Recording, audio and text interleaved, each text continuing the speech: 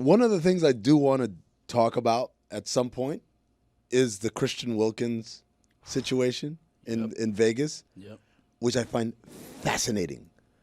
Fascinating, right? Every time I get a little bit more information, I feel a little bit more confused than I was before. If you don't know, Christian Wilkins, defensive end, right? Tackle. During games. For the Raiders, apparently was released because of something. He did something that made another player uncomfortable. And then Adam Schefter goes on Pat we McAfee. don't know that. It was something that may have contributed to the release. Right. Is what they're saying. And then Schefter goes on McAfee, and he reveals what the act was that made the player uncomfortable, and it was a kiss on top of his head. Apparently Wilkins kissed a quote-unquote playful kiss. A playful kiss on top of his head. And the internet went crazy, which is, again, fascinating to me when people kind of like seize on this, because what they do is they find all the instances of, here's the smoking gun we should have known, including one time he did the splits at the national championship game. Well, there was also that time during the CFP where he put his fingers and checked the oil. Yeah, check the oil. Like us down here, because we watched him play for 5 years, the first 5 years of his career. Like, we'd known about these incidents. That Clemson video that is going around the internet now, we certainly knew about it. There's another clip where him and Josh Allen had been rivals every year, playing against each other twice a season. Grabbed his hog, right? And there's this one clip where it kind of looks like that, and Josh Allen gets really mad. Now, mind you, on the bottom of piles in the NFL, things happen, man. Anything goes. Spitting, biting, pinching. But oil checks. But just in broad daylight like that, Christian Wilkins was caught a couple times, And, like, we were kind of aware of this stuff because he was here and we covered him for 5 years. And now, for the first time, you got other people who are kind of, oh, my God, what is that, And I think that's the big thing is that, man, a lot of that stuff that people are pointing to, I'm like, that's not as rare as you think it is, right? As far as, again, the grabbing and the poking.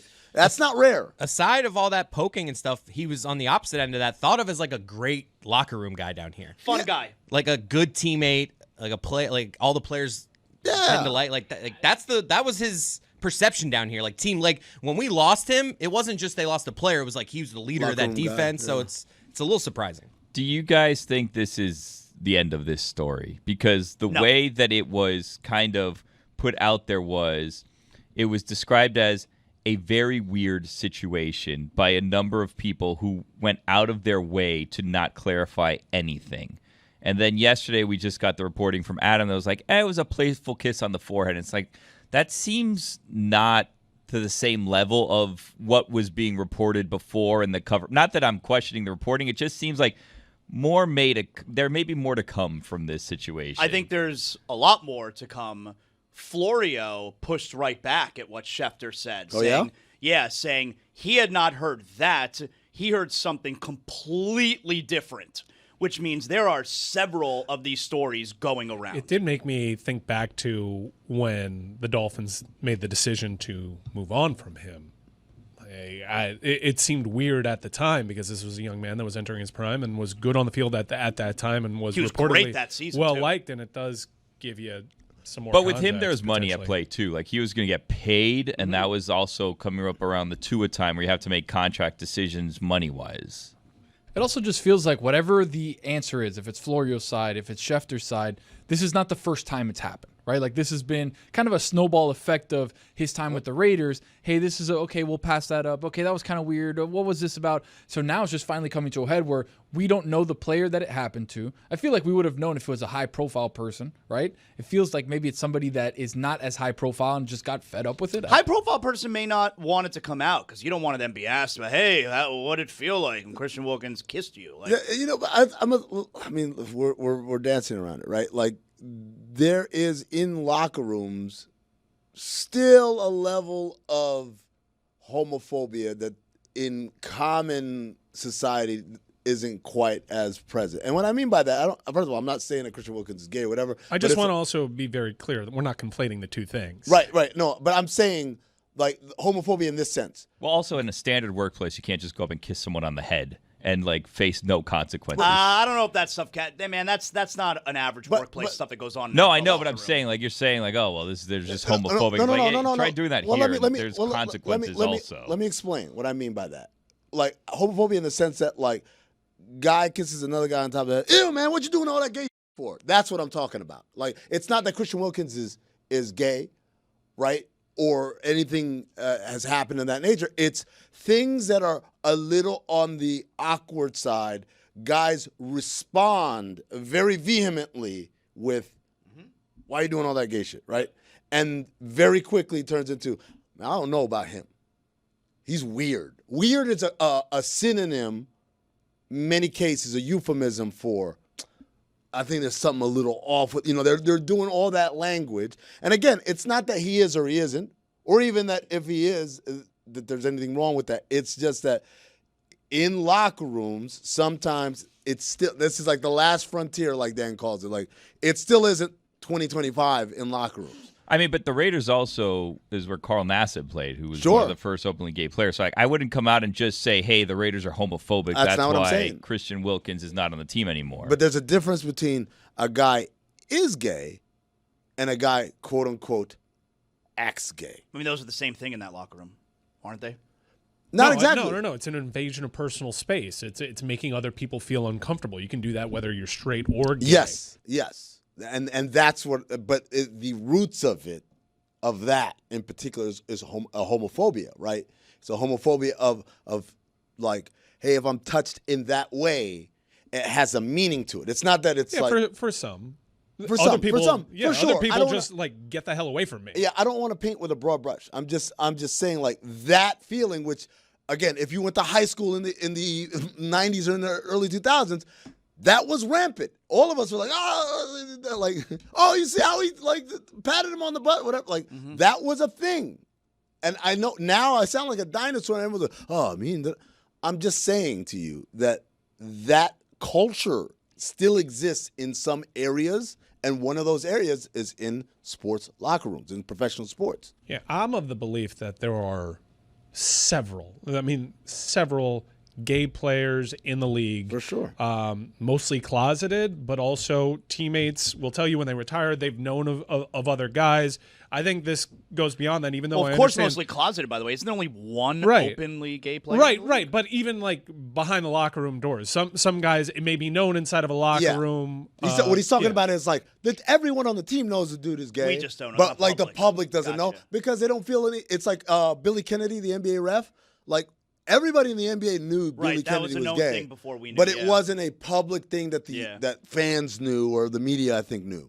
Right, and I think that there is a difference, and I do think that we walk back the conflation of the two things. I think that very clearly something happened in that locker room, and it may be what Adam reported on. I would guess multiple things. I think it would probably be more to it than that, considering his standing on that team, and ultimately the team can decide this person makes us really uncomfortable. And the month before, we voided the remainder of his guaranteed money. Give me a reason to get rid of this guy. We when I worked for the Suns, we had a guy that we were going to sign, and there were concerns about him being awkward in the locker room, and we were worried about. It was like we were worried what some of our players, how they would react to him doing that stuff in the locker room, and we ended up signing the guy, and he was a different kind of guy. But it never manifested in the way we did. But again, a lot of times, the organization sometimes becomes overly, I don't want to say protective, that's the wrong word, but projects a little too much on, this guy's going to hate how this guy acts and we got to do something about it. When a lot of times that stuff either doesn't happen, or if it does happen, gets handled behind closed doors in the locker room. Like those guys typically are very upfront and confront one another about, hey, I don't like it when you do this. And unless the other guy is just a real, I'm going to do it every single day or whatever, it usually gets resolved. That's why I'm curious as when you say it's multiple things. I gotta assume that when they talk to Christian Wilkins, he's like, oh, shit, I mean, my employment is number one. Me being a locker room funny guy has to come secondary to a paycheck, right? I would assume. Or do you think everyone was passive aggressive and like, I hate it when he does that, but never saying anything to him, and then one day they let him go? That could be it. Yeah. Feels like a critical mass situation when you see what's out there already, see the social media sleuthing that's already been done, when you see things that he's done in plain sight, as you mentioned, not at the bottom of a pile. Yeah. And with what Mike Florio said, I imagine we are going to be hearing more about this because it does lead to more questions. If it was just this invasion of personal space, this kiss on the forehead, that doesn't necessarily add up when you consider the money this guy's already made in the league, the expectations for him, when he lines up for his team. There's more to it, it would seem. Let me pull back the curtain. Is it going to be awkward tomorrow? I think Izzy's in tomorrow, right? Is Izzy in tomorrow? Is it awkward if we ask Izzy about this, or is that like You should definitely ask him. Are we doing the thing again, where it's like the gay representative? No, we did it without him today. So yeah, there you go. Oh, so there you go. Mm-hmm. That's what covers us. Mm-hmm. That's why he's not here. There you go. We sent Izzy home today so we could talk about this. And perhaps all wrong. We'll find out. I don't think you lead it with, Izzy, you're gay. Let me ask you this. He's that's what? not the way to do that. That was exactly how I was going to open, too. I think, is it, am I off base in thinking that it's quite possible Christian Wilkins' career is in big trouble? Well, I mean, yeah, when you get released for something that's other than performance, automatically you have to get worried. Anybody, I think, if you lose your job, not because, he wasn't so good at it, but like, this guy was good at his job and he got fired, regardless of us knowing what the reason is or not, you have to worry. It's like, is there going to be like a rumor mill that prevents me from getting a job somewhere else? That's what I think, yeah. I think you now have a reputation, and it's two things. It's both them, by the way. The first thing is, okay, there's a reputation now that the team is putting out there that you don't work hard, you don't care about rehabbing and getting out on the field. And then the second part is, does weird things in the locker room. Like, yeah, I think there's going to be a major reputation now that he has around the league. If it's just that he doesn't work hard and he wasn't taking rehab seriously and it was just one playful kiss, I think that, you take a chance on him, especially if it's at a discounted rate, right? Like we were walking around today talking to Big Mac, who does. What do you say? Me and Big Mac were talking like, we can get Christian Wilkins back at a discount, get some depth. I don't know about this situation. I feel like you got to do it if you can. Now, if you're like a real NFL team and not me and Big Mac, you have more information than me and Big Mac have because you have your people kind of like figuring out what's going on. And you talk to their people and they'll know exactly what's happening here, not what the reports are. So if people don't go after him, I would assume that's an indication of there's a lot more going on here than we know besides just he doesn't work hard or he doesn't, take rehab seriously. Because there's all kinds of players that don't take rehab seriously and they get signed anyways. But not a lot of players who don't take rehab seriously enough that the team says, yeah, we're going to void the rest of your guarantees. Well, I mean, like, also, if you give a professional organization in any realm, not just sports, here's an option to not pay this person a lot of money. They're going to look for that. Like any organization in any because they didn't field. even cut him over it. Like they still kept him on the team. Yeah, they're like, you know what? That money, we have a way to keep you and not give you that money. So we're going to take that option here. When you take a look at all the guys that have been cut for things off the field, right? Mm-hmm. They usually kind of get a second chance. Depending on what the crime is, depending on what like the offense is, you're usually getting a second or third chance. Actual crimes this is where crazy that chances. League gets weird, right? Because you would think that letting someone who may be a little bit weird into your locker room but not criminal is a lot easier than a guy who beats up women. But here's the reason why, right? The reason why is that they're not balancing or weighing those quote unquote offenses against each other, right? What they're weighing is, does the locker room care? Yep. And that's the sad part. Like it's for a lot of guys, yeah, that guy had that thing that happened to him, but wrong place, wrong time, whatever. As opposed to, he's weird in the locker room. That might be an issue. It's kind of the same situation, but a little different with Jonathan Martin and Richie Incognito, right? Like Richie went on to play again after the Bullygate. Jonathan Martin never played again. Right. Because it was like, what? Like what? Like because the offense that the locker room could not abide by was this dude basically Not being tough enough. and Snitching on and Richie, making a case out of it. But it's also like, unfortunately, how good is this player? That's and true. are they good enough? Because But this is a like, good player. But is he though. good enough? that's what I'm Right. saying. That whether or not he's good enough and whether or not he bounces back from this injury could dictate whether or not locker rooms take him back. This isn't an injury thing, but like you saw with Tyreek Hill a couple of weeks ago, where at the end of last year he's like, "Yeah, I'm out of here," and then he's. I mean, I'm a leader. if I were to guess, he's probably going to be a team captain this year, Yeah, right? you So told- like this guy's like, "I don't believe in this team. I'm out of here," and then like, well, he's going to have to prove it to us, but there's probably going to be a C on his chest when the games are happening because he's good enough for them to just kind of look past some of this stuff. I'll tell you, man. And all the other stuff that he's done. I'll tell you, if Tyreek Hill is a captain again this year, that's some soft shit. You don't think he's gonna be? I actually think they won't. I think I hope they don't. that narrative is just out there of this being a soft organization. I'm with you, Billy. But I just think if you're McDaniel, you have to know. If I'ma he's tell a you- real captain, he says, "I'm not a captain." Right. Yeah, there you go. Right. That's how you know he's the captain I'm is not by saying, making "I don't him want captain. this I'm C not to be worthy. a captain." I'm Yeah. not So you're essentially saying he's going to be a captain no matter what. If he has the C, he's a captain, and if he does not have the C, maybe it was him saying, "I don't need to be a captain." Hence, that actually makes me a captain. Correct. So if he has the C, he actually did the thing where he said, "I'm not a captain," and then they were like, "Well, actually, they- No, and then they no, get a no. You're doing like some No, inception. Turn down the C. Yeah, Oh. he has the C, and it's just confirmation that he told his teammates, "Hey, I'm not actually a captain." And then they looked at each other, hey, Like, that's no, some you're real, our that's captain. some real captain right there. Well, that's the other thing is that the organization can or cannot put a C on his jersey, but the locker room really decides who they follow and who they don't. So they can say, McDaniel could say, "I'm not giving him a C. You don't get to wear a C after what you did to us last year."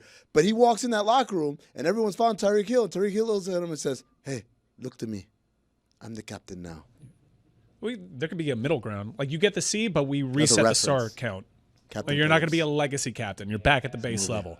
Could you imagine if in sports Hanks in it. they actually use scarlet letters? Pirates, Somali Pirates. Like there's a red A for adulterer for everyone who's an adulterer on all of their uniforms. I like that. I feel like cheating would go way down in professional sports, not because of like loyalty to your spouse, just because you don't want that red A on your jersey. I mean, I it don't did know. stop Hester Prynne. She still, did And it. guys, Yeah, guys but- like patches on their jerseys, man. We've established that. They like the Yeah, patches.